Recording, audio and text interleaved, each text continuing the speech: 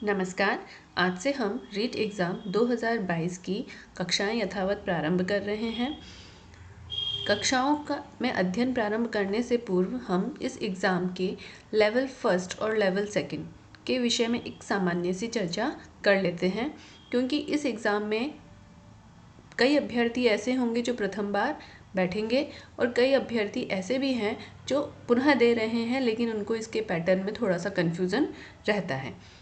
ये इस एग्ज़ाम का पैटर्न थोड़ा सा अलग होता है अन्य एग्ज़ाम के पैटर्न से। तो हम इसके पैटर्न को थोड़ा समझ लेते हैं, जिससे कि हमें इसकी तैयारी करने में भी सुविधा रहे, और जब क्वेश्चन पेपर देखते हैं तो हमें उसको देखने के बाद किसी तरह का कोई भय व्याप्त नहीं हो। तो सबसे पहले हम इसके पैरामीटर को देखते हैं। तो इसका जो लेवल फर्स्ट और लेवल सेकंड है, उस दोनों के पैरामीटर्स को हम एक साथ देख रहे हैं। क्लासेस तो हम इसकी अलग अलग ही प्रारंभ करेंगे। लेवल फर्स्ट की अलग होंगी क्लासेस और लेवल सेकंड की अलग होंगी। तो देखिए, इसका जो ड्यूरेशन है एग्ज़ाम का, दोनों ही लेवल फर्स्ट और लेवल सेकंड का, वो 2.5 घंटे का रहेगा, अर्थात 150 मिनट का। अगर वैसे देखें तो 2 घंटे 30 मिनट। तो दोनों ही एग्ज़ाम का समान है, 2.5 घंटे या 150 मिनट 150 मिनट। ये तो इसकी टाइमिंग हुई, जिस हिसाब से आपको अपना पेपर करना है।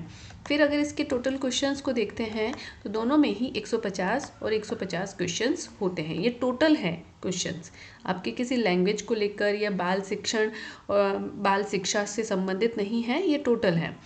और टोटल मार्क्स भी आपके कितने हैं? 150। तो आपने ध्यान दिया होगा, 150 ही आपके पास मिनट हैं, 150 ही आपके पास प्रश्न हैं और 150 ही आपके पास नंबर हैं। तो आपको इस हिसाब से अगर देखते हैं तो 1 मिनट 1 प्रश्न और सही प्रश्न का 1 नंबर। लेकिन आपको ये चीज़ ध्यान रखनी है कि आपको पूरे 2.5 घंटे नहीं लेने हैं एग्ज़ाम को देने के लिए। क्यों?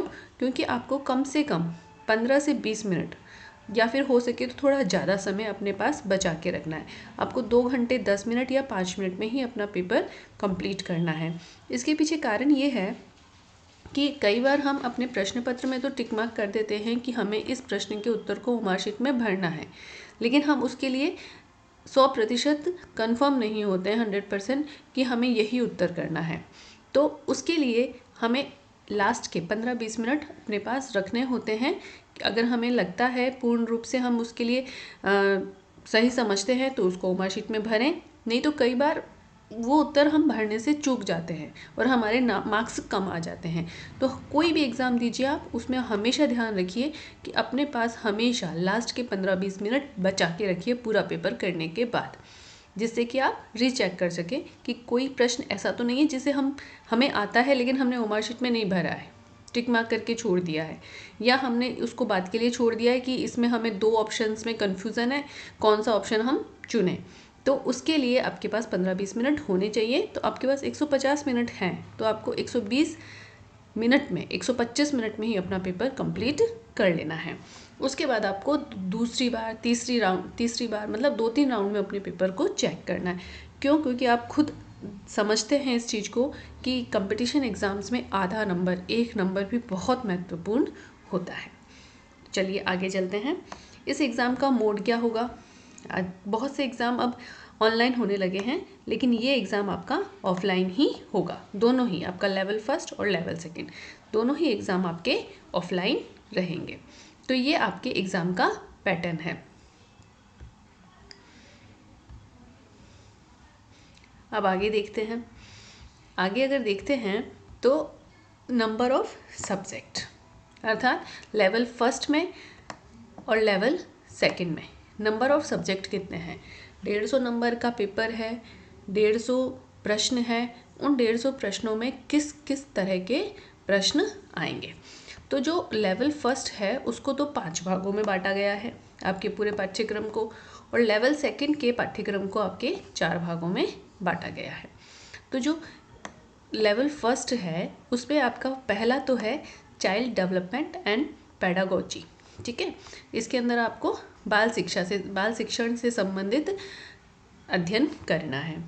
ये सभी के लिए है, इसको आपको सभी को करना है। और ये कितने नंबर का होगा? ये 30 नंबर का होगा, ठीक है। फिर आपका है लैंग्वेज फर्स्ट। इसके अंतर्गत आपके पास हिंदी, इंग्लिश, संस्कृत, गुजराती, उर्दू, सिंधी, पंजाबी, ये सभी लैंग्वेजेस के प्रश्न आपके प्रश्न पत्र में होंगे। ध्यान दीजिएगा, सभी हिंदी, इंग्लिश, संस्कृत, गुजराती, उर्दू, सिंधी, पंजाबी सभी के प्रश्न आपके प्रश्न पत्र में होंगे। लेकिन आपने जो भाषा प्रथम के तौर पे चुनी है अपने फॉर्म में, वो कोई भी हो सकती है। जो भी आपने चुनी है, हिंदी भी हो सकती है, इंग्लिश भी हो सकती है, अर्थात जो आपने चुनी है आपको सिर्फ अपने प्रश्न पत्र में से उस भाग को हल करना है। प्रश्न आपके समक्ष प्रश्न पत्र में सभी लैंग्वेजेस के होंगे, लेकिन आपको 30 प्रश्न वही हल करने हैं जो आपने लैंग्वेज फर्स्ट के लिए लैंग्वेज को चुना है। बाकी पे आपको ध्यान नहीं देना है। यहाँ पे थोड़ा सा कन्फ्यूज़न हो जाता है बच्चों को, क्योंकि प्रश्न पत्र में सभी लैंग्वेजेस के प्रश्न आपके समक्ष होते हैं, तो आप समझ नहीं पाते हैं, कई बार घबराहट हो जाती है। फिर है लैंग्वेज सेकंड। आपको पता है रीट में 2 लैंग्वेजेस के प्रश्न आते हैं, तो लैंग्वेज फर्स्ट के आपने प्रश्न हल कर लिए। अगर आपने लैंग्वेज फर्स्ट में इंग्लिश को लिया है तो आप लैंग्वेज सेकंड में इंग्लिश को नहीं ले सकते, ठीक है, ये ध्यान रखिएगा। लैंग्वेज फर्स्ट और लैंग्वेज सेकंड दोनों ही अलग अलग ली जाती हैं। तो यहाँ पे भी वही सेम कंडीशन होगी, आपको हिंदी के भी प्रश्न देखने को मिलेंगे, इंग्लिश के भी मिलेंगे, संस्कृत के भी मिलेंगे, गुजराती के भी मिलेंगे, उर्दू के भी मिलेंगे, सिंधी के भी मिलेंगे, पंजाबी के भी मिलेंगे। लेकिन आपको वही लैंग्वेज हल करनी है। जैसे इसमें आपने इंग्लिश को हल किया है, तो यहाँ पे आपको हिंदी या संस्कृत जो भी आपने ली है उसको हल करना है। ये भी कितने नंबर का होगा? 30 नंबर का होगा।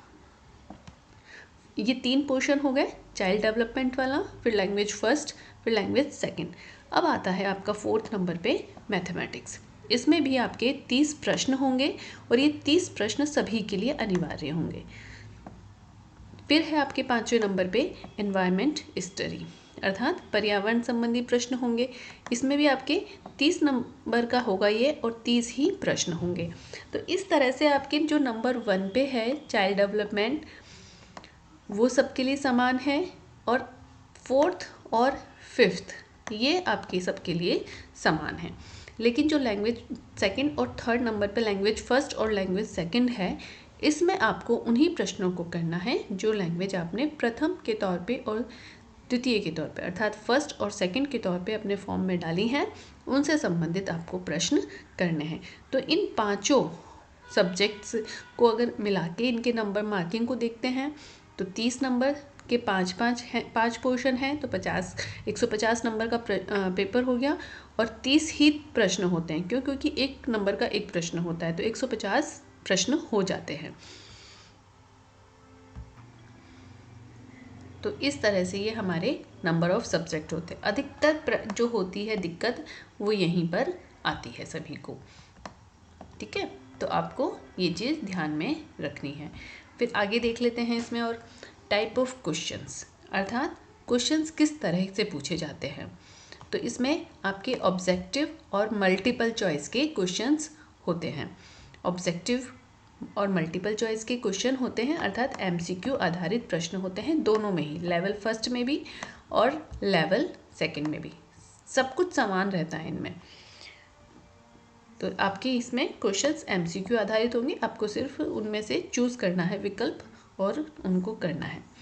अब अगला इसमें है point, the difficulty level of questions in the exams. REET exams में लेवल फर्स्ट और लेवल सेकंड में प्रश्न परीक्षा तो कक्षा 5 और कक्षा 8, मतलब 1 से 5 तक के लिए लेवल फर्स्ट और कक्षा 6 से 8 के लिए लेवल सेकंड ली जा रही है। लेकिन इनके जो क्वेश्चंस की डिफ़िकल्टी है उसका लेवल ज़्यादा होता है।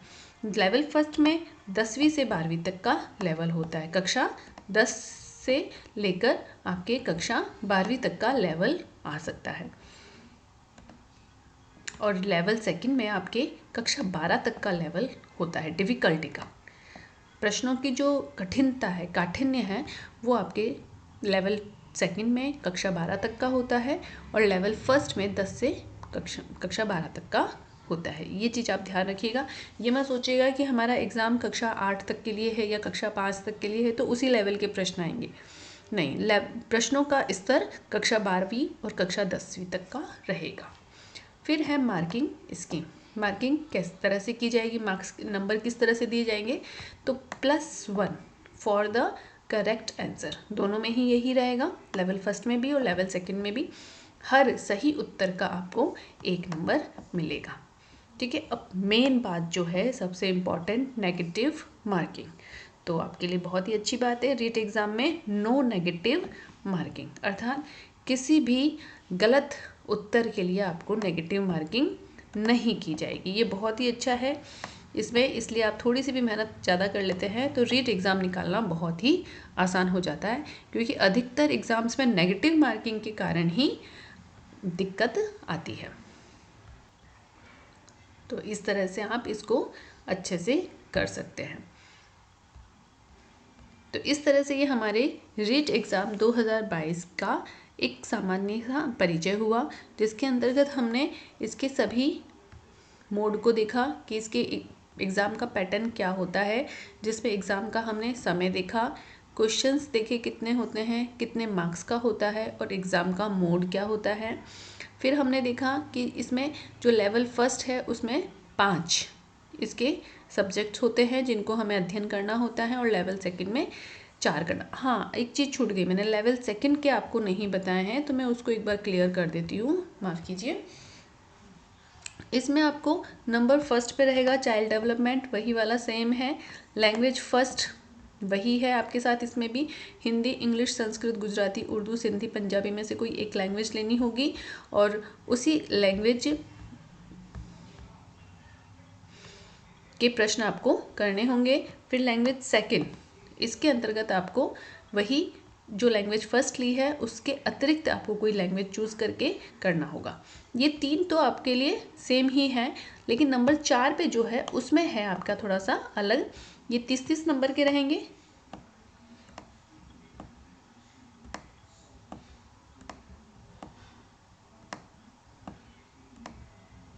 लेकिन जो ये नंबर 4 पे है ये आपका 60 नंबर का होगा, और इसके अंतर्गत आपको 2 ऑप्शन दिए गए हैं। जो मैथ साइंस वाले हैं उनके लिए तो मैथ साइंस का रहेगा,